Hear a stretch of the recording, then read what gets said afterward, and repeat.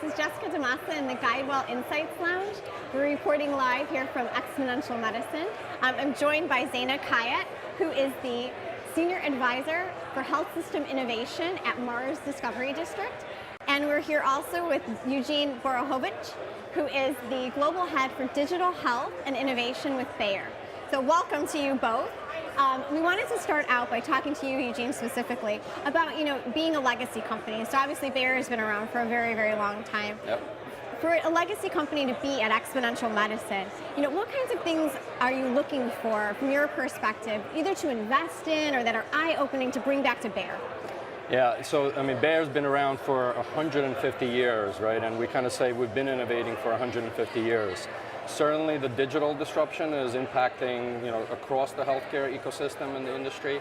Exponential medicine, I do go to a lot of conferences and I've been very, very impressed. Certainly looking at what's coming next and applying that to daily work.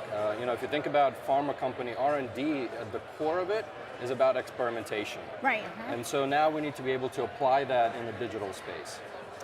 So picking up on that a little bit more, one of the most tweeted quotes at this conference was about if you're not a software company in the 21st century, you will not be a company. So what do you see as the top, 2 or 3 biggest, whether they're barriers or enablers, for legacy analog businesses to even be relevant in a digital world? Yeah, it's funny, I actually tweeted that as well, and it's probably one of my most retweeted and favorite tweets that I've ever seen. And certainly people took it, I think, too literally. Is the milkman going to go write software? I think it is an enabler, right? And I think companies like Bayer need to understand the impacts of data and the analytics and how it actually pertains to the human beings that we're, the end customers around it. One of the key enablers, and I touched on a little bit on R&D, I learned in my first 4 months here at Bayer is that there's 25,000 proteins in your body plus, and the pharma industry as a whole has only targeted about 300 of them. So there's still a lot of room for innovation in the molecular space, right? But I think the key enabler is actually taking those lessons learned, the 10-year plus cycles, applying them into the digital. So culture of that experimentation in the digital world is one piece, right? I think the second piece is risk, right? Yes, as David Alvarez mentioned today, there's a human at the end, right? So proceed with caution. And I think that we need to be able to find a balance as a company, as an industry, of the experimentation, given that there are humans on the other end that are actually end customers. What are you most excited about that you've seen here so far at XMed? So I know this is your first time here. Yes. And you're new in your role at Bayer. So what are you most excited about? Are there any exponential technologies that you just can't wait to bring back?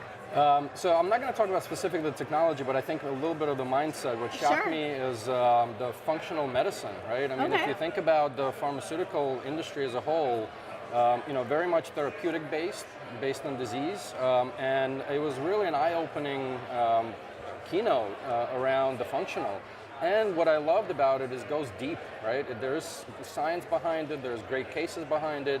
So that's a major shift that could happen in the industry, right? Around biotech and pharma and et cetera. So can we see some convergence between pharma and functional medicine maybe in the future? I actually hope so. I think, the genomics is a big component. We obviously are part of it. We've taken steps in that direction as well. But there's definitely a convergence happening.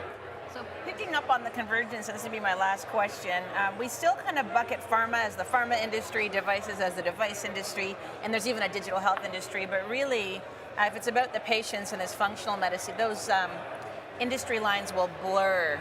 So what do you see is going to emerge in terms of, what are we going to even call industries in this new world of medicine? So I'm not a marketer. I will leave that to the marketers. And actually, if you think about digital health or IoT, right, you need some marketers behind it to make it mass media known. Right? And you'll tweet about it when we get there, right? And I'm sure I will. But I think you touched on the patient or the healthcare consumer, and throughout the conference, it's about whether it's the technology or how we approach things needs to disappear. So from a consumer perspective, it should be almost irrelevant how the industry scrolls. Now, of course, in the healthcare ecosystem, it seems to be. Our bodies generate data 24/7. at the end of the day, I'm a big believer that it's not going to be about individual player, and I'm a big healthcare consumerism advocate, and it's going to be up to us, the human beings, to actually make the shift across all of these industries. To answer the specific question, there's absolutely quite a bit of, so how do we work with a healthcare insurer? How do we work with, and et cetera? So I think the lines were blurred, but I'm also a big fan of a free market economy in a sense, the best people, but to do it at the best, with the best knowledge, et cetera, right? Great. Excellent. So we were going to just ask too, and maybe this is springboarding off of that, what has you most optimistic about the future of healthcare?